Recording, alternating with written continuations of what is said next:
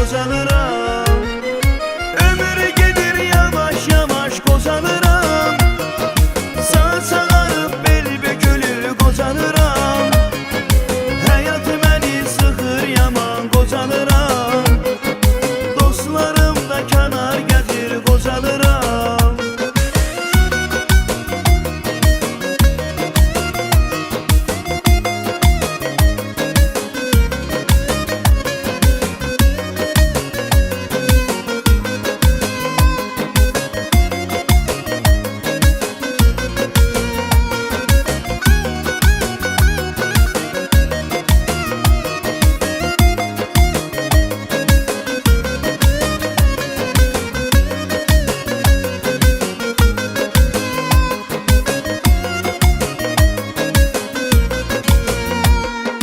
Uşaqlığım yadıma düşüb darıxıram. O günlər üçün bugün darıxıram. Uşaqlığım yadıma düşüb darıxıram. O günlər üçün bugün darıxıram.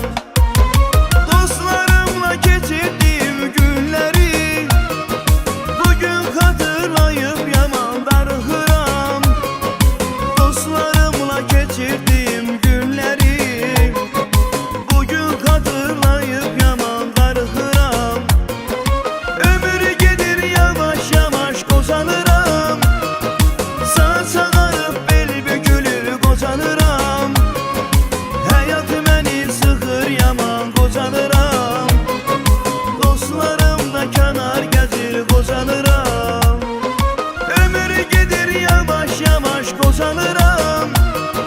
Saç ağarıb bel bükülür qocalıram.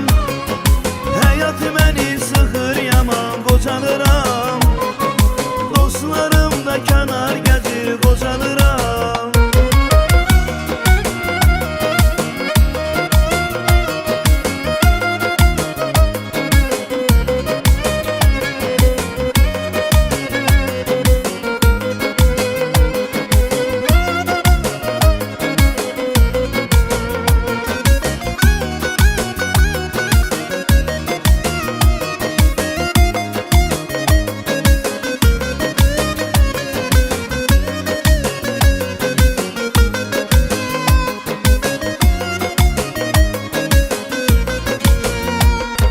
Yaxşı pisi bu dünyada görmüşəm. Etibarlı dostlarımı seçmişəm.